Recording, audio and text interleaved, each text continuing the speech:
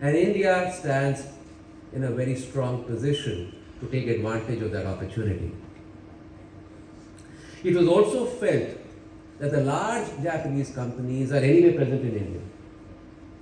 But the next wave of investment has to come from their suppliers, their vendors, the Japanese SMEs. And there we would need some little bit of hand-holding to give them an exposure to Indian culture and for Indian companies to give them an exposure to Japanese culture. Because eventually in India, to work, joint ventures is a better way to proceed than coming on their own. And recently, JETRO completed a survey on business conditions of Japanese affiliated companies overseas. And one of the key findings was 72% of Japanese companies based in India are thinking of expanding their operations. Today's session will focus on enhancing technology collaboration in emerging sectors and partnerships for green growth, sustainability, and other areas, including supply chain. As a development organization with global presence and extremely close partnership with Japan, CII is privileged to hold this conference along with the Embassy of Japan in this forum today. Without further ado, I'd like to once again welcome each one of you to the conference today. May I now invite Wakamori-san, President, Japan Chamber of Commerce and Industry in India. Namaskar. And good morning, everyone. As was kindly mentioned in the opening introduction, my name is Susumu Wakamori. I am a chairman of Japan Chamber of Commerce and Industry in India, JCCII, this year. And also, I am a chairman and managing director of the Marubeni Corporation of India. I'd like to thank you, first of all, CII, for its continuous support for the business development of Japanese companies in India. And also, we appreciate for their organizing an informative seminar like this to mark the 70th anniversary of the establishment of diplomatic relations between Japan and India. The JCCII has set up 20 industry-specific working groups and its divisions, as well as 4 committees, including a tax committee that address cross-sectoral issues. This has been done to exchange information and share knowledge regarding common issues among member companies. Since 2009, we have regularly submitted to the Indian government our comprehensive study under the title Proposal for Improving the Business Environment. On November 22nd this year, the JCCII submitted our most recent set of proposals to the Ministry of Commerce and Industry of India. We have initiated an exchange of views with DPIIT with a view to receiving a response to these proposals in February next year. Incidentally, the proposal from JCCII this year can be summed up as follows. 1. Proposal for Japanese companies to support Atmanirbhar Bharat as advocated by Honorable PM Modi's administration in post-COVID era. Second, in order to promote investment by Japanese companies in India, we will not only communicate our request, but also work and cooperate proactively on future-oriented improvement of business environment and the solution of issues through discussion with the Indian government and related organizations as a part of Japan growth strategies. It remains our endeavor to continue focus on contributing the growth and expansion of Japanese companies in India through the improvement and continuation of business environment improvement activities. I would also like to say a few words regarding the two sectors for which section organized today. The digital sector is an internationally competitive area where India exports its service. India already has many top-tier companies and an abundance of IT talent. Also, with active government initiatives now, a number of digital platforms have been formed and the infrastructure is in place to provide various types of data. Japanese companies should not only develop the infrastructure and supply the necessary peripheral equipment in this field, but also seize the opportunity to develop business leveraging the data on these platforms. The energy sector is also a growth area in India. With ambitious goal and a strong appetite for the investment. Investment opportunities are emerging in new areas such as hydrogen, ammonia, and biomass.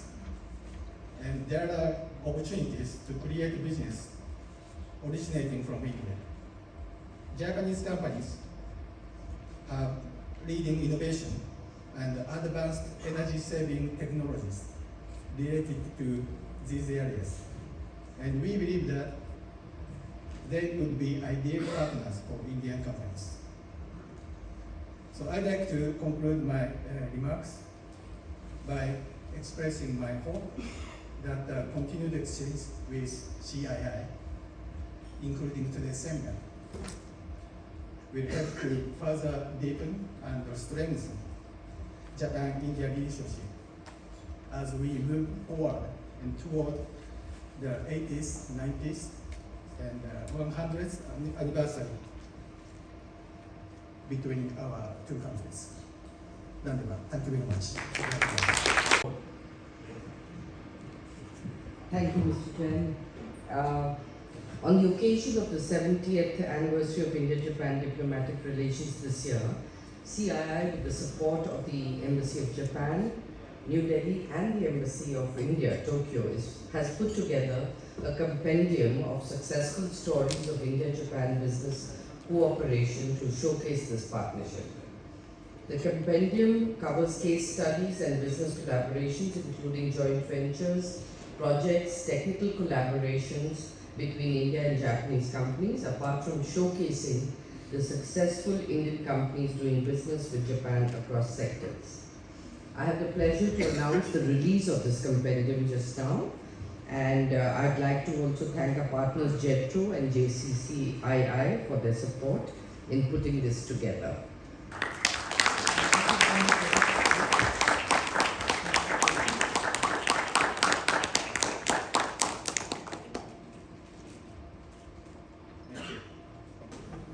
Morning. Thank you very much. Mr. Sajid Jain, Member CII National Council. Mr. Wakamori Susumu, President JCCII. Mr. Bharat Joshi, Co-Chair CII Japan Committee. Distinguished moderators and panelists, ladies and gentlemen. Suprabhat. मेरा नाम Hiroshi Suzuki है। मैं भारत में Japan का राजदूत हूँ।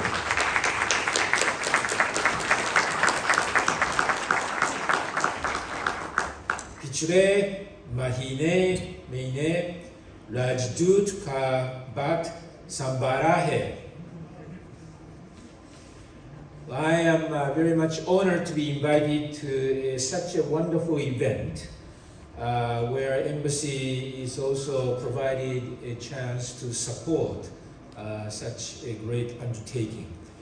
I'd like to extend my deepest gratitude to the Confederation of Indian Industry for organizing such a timely event.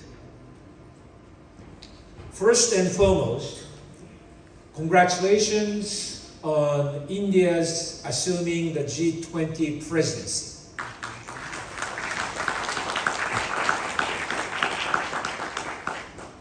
This is a huge responsibility, and the world's attention is focused on India. The One Earth, One Family, One Future slogan that India's presidency hosted is very relevant to the various challenges that the international community faces today.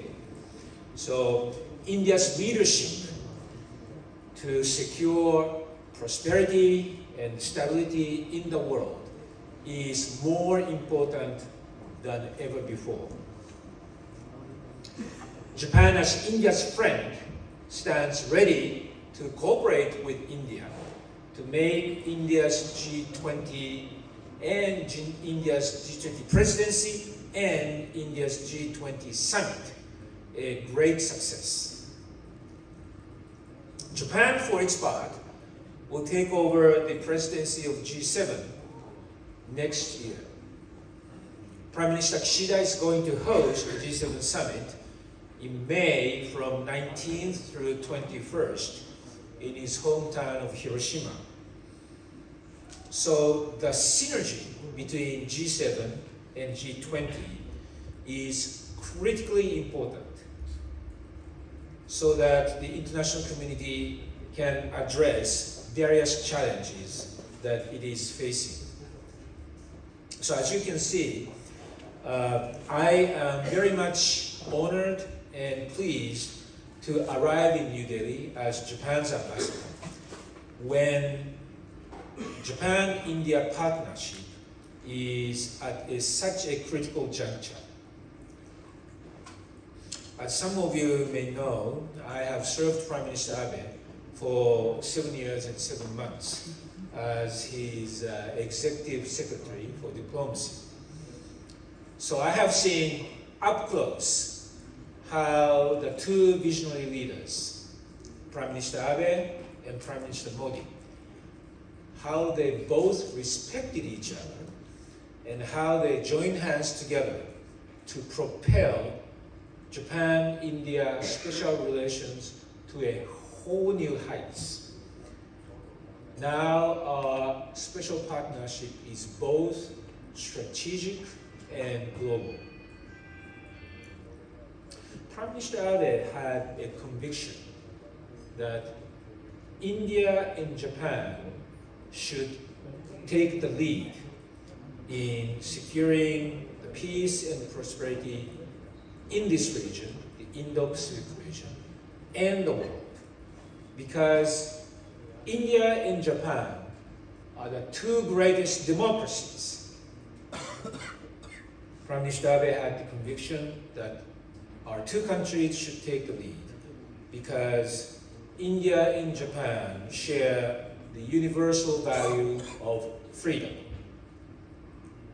He was convinced that both nations should take the lead because we both share the key guiding principle of respect for the rule of law. So Prime Minister Abe used to say that Japan-India relations have the greatest potential of all bilateral relationships.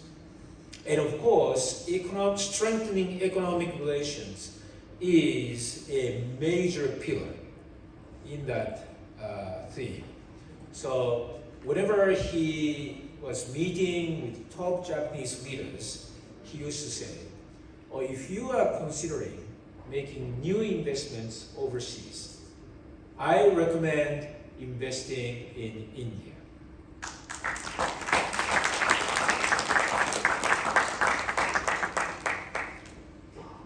So according to the JETRO survey, which Mr. Sachi just mentioned, more than 70% of the Japanese companies interviewed replied that they are eyeing expanding their business or considering new investments within a couple of years or several years.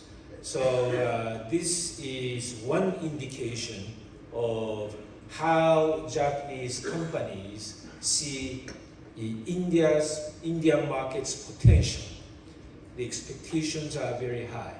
Already, there are roughly 1,450 Japanese companies already investing and doing business on the ground today. And some of the names, such as Maruti Suzuki and Daikin, have become household names. Now, amid all this, Prime Minister Kishida visited New Delhi back in March. This was his first overseas visit after Corona pandemic. So he articulated his priority to further push special Japan-India partnership forward. And he wants to build on the achievements which was made by Prime Minister Abe and Prime Minister Modi.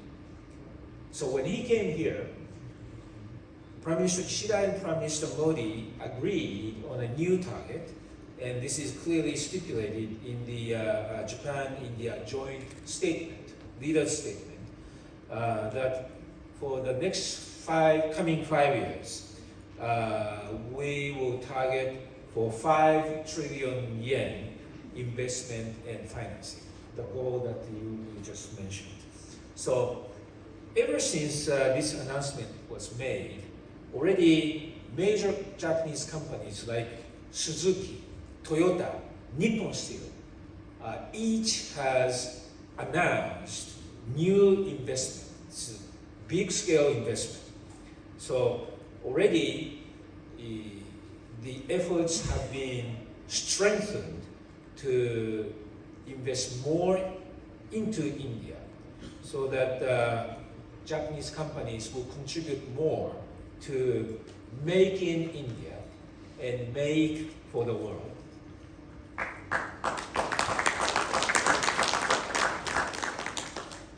Now, in order to further promote investment, the enhancement of business environment is critically important. So, JCCI, headed by Wakamori-san, has compiled a proposal, just as he explained to you, and we have submitted it at the beginning of this month to the Indian Ministry of Commerce and Industry. We want this proposal to work in 2 ways, not just one way. Compiling request and handover, it's not finished. What is important is for both of us to engage in two-way communication so that we can understand better the Indian system, rules and regulations, and also at the same time, Indian side will understand better the kind of challenges and requirements that Japanese companies would like to see on the ground. So this is where we are now. Now, and there are so many promising areas looking into the future, just like Mr. Sachi mentioned. In the interest of time, I just want to pick 2 areas out of so many promising areas. One is, of course, digital. No need to say that the entire world acknowledges the highest quality of Indian human capital on IT. And in fact, the progress in the digital domain in India is very impressive. Just to give you an example, the digital ID, Aadhaar, and India Stack, which is the settlement platform, enabled so many people to have access to finance. In the area of logistics, unified logistics interface platform is growing, and this ULIP utilizes technologies by NEC. There are so many excellent companies, enterprises, and startups in India in this digital domain, and this is a hugely promising area where India and Japan can partner for our mutual benefit. Paytm electronic settlement system is widely used in Japan. This is just one example of how our partnership can bring actual results. Another example is Delhi Metro.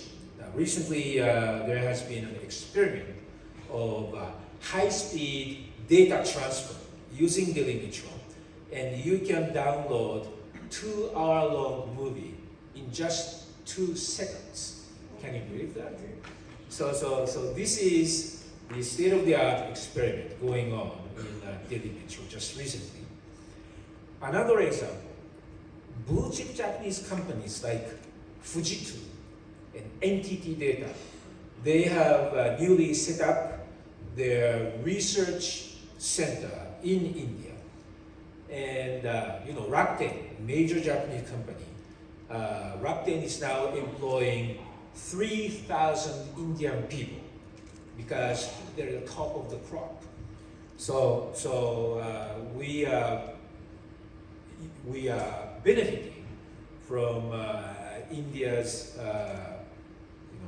state-of-the-art IT technology. Now, recently, given the drastic changes in the world, economic security has been emerging as a priority issue. Now, when we consider economic security, the key word is resilient supply chain.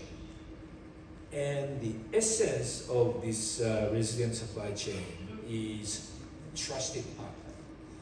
Now, who else can be a trusted partner than India for Japanese company, and vice versa? In my view, another promising area, for example, is semiconductor designing, because sector like semiconductor designing indeed needs highest consideration for economic security, hence the need highest for trusted partners. So I have high hopes that more Japan-India collaborations will come into being in many of the areas that I just mentioned. I will also mention another promising area, which is energy and climate change. Now, recently there has been so many investments in India centering on renewable energy. For example, Mitsui and Company are partnering with Renew to make large-scale investment. Just to flag you one big example. Now, between Japanese government and Indian government, we have compiled what's called Clean Energy Partnership. And on that platform, we are promoting our cooperation.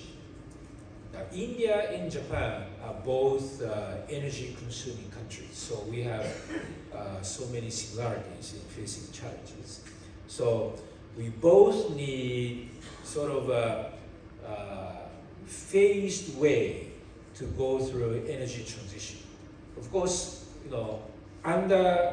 in the face of climate change challenges, all the countries party to Paris Agreement will have to climb up the mountains. Each country set the target, but that said, the way each country climbs the mountain can have different pathways. And in that, both Japan and India can partner each other. Also, I'll give you some concrete examples. First, green hydrogen, green ammonia. These are promising areas where Japanese technologies can be harnessed. For example, Suzuki is utilizing hydrogen in their factories. And companies like IHI and Adani are experimenting new technology for mixed burning with ammonia in their coal-fired power plants. Another example is Osaka Gas. They have acquired large-scale sales right in the southern part of India, and they intend to provide more clean gas in India. So those companies are already moving ahead by taking concrete steps. Another example is biofuel. Toyota Kyoto Osaka Motor is researching, they're engaged in research to run hybrid vehicles by mixing gasoline and biofuel. And they are trying to see how high they can go up with this mixture of gasoline and biofuel. Yet another example is energy conservation. Now, companies like Daikin, household names, they have what's called inverter air conditioner, which conserves energy so much. It uses so much less electricity. So in this area of energy conservation, we can partner together to raise the awareness for the need for energy conservation in India. And all of these concrete examples can contribute in lowering the level of CO2 emissions. So there are so many more promising areas, but in the interest of time, I just wanted to focus on those two important sectors. So I hope that today's event will provide a venue for meaningful exchange of views, and we can all benefit from deepening our understanding of what is the state of play on many of the sectors which are going to be explained by the panelists. Elevated through very active mutual engagements, both in investment and trade, in mutually beneficial way in many of the areas that we're going to discuss today. So, Daniel.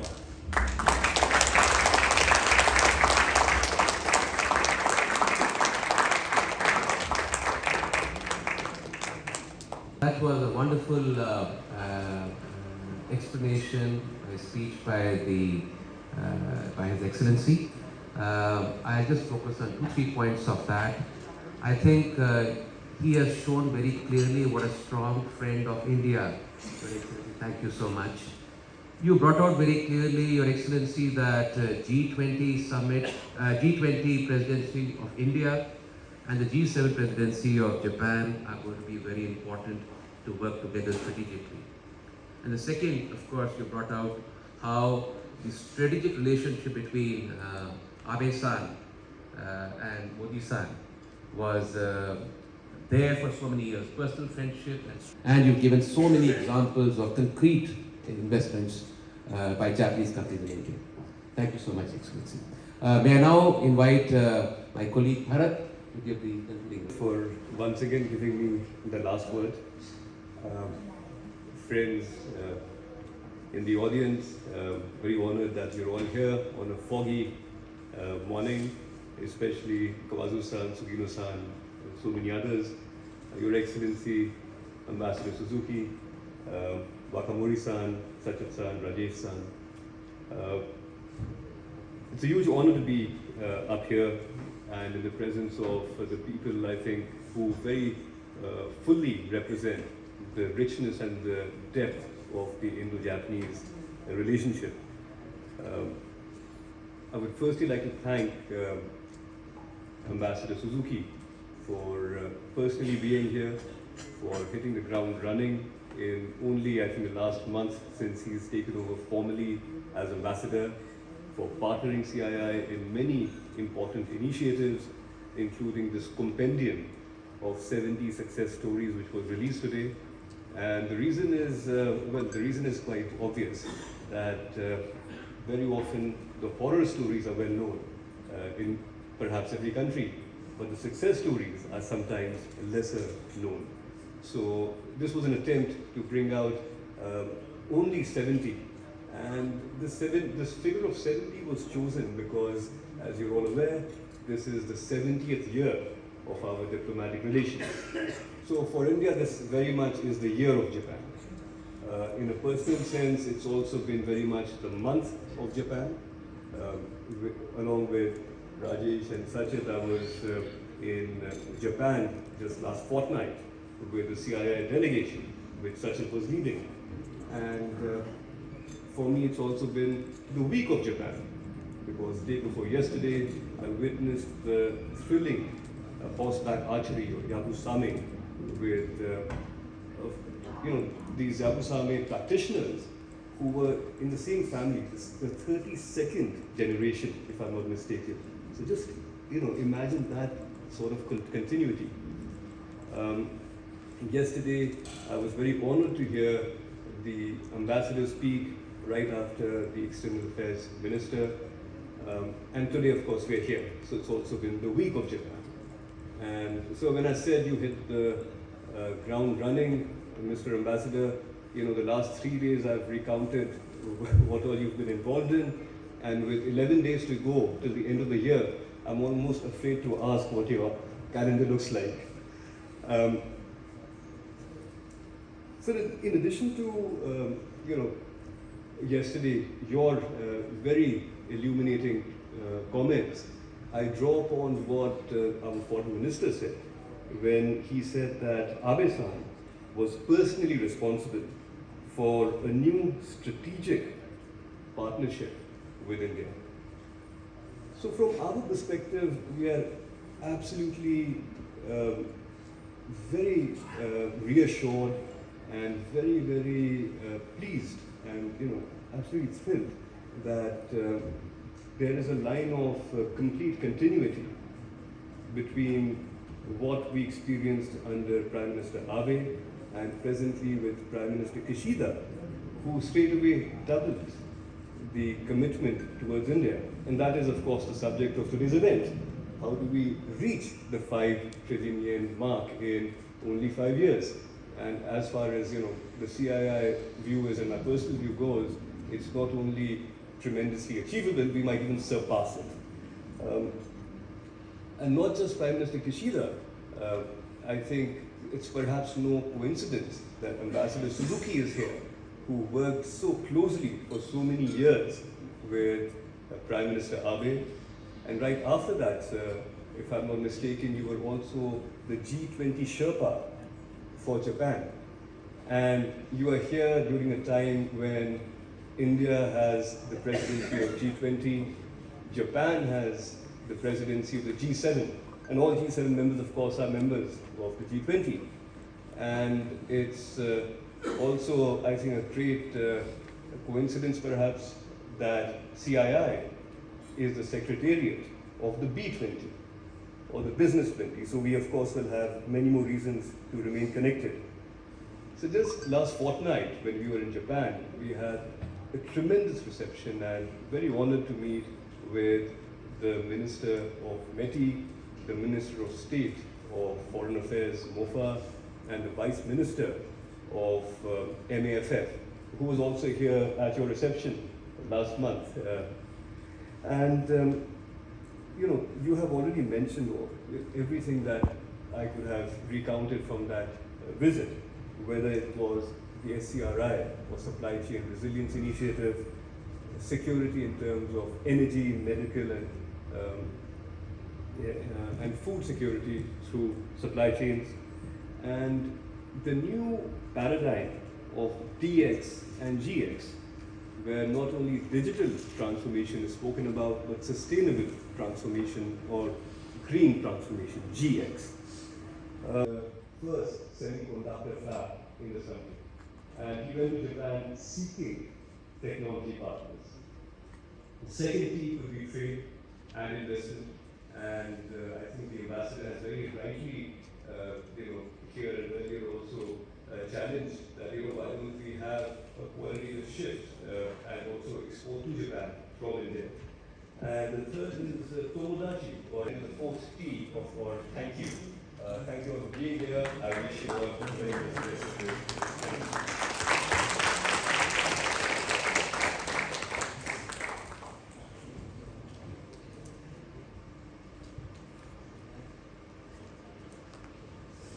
And we'll start the next session right away. Thank you.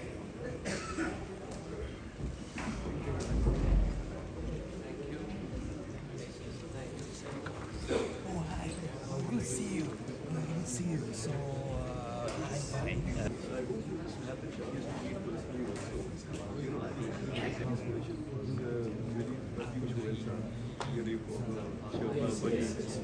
Your friends.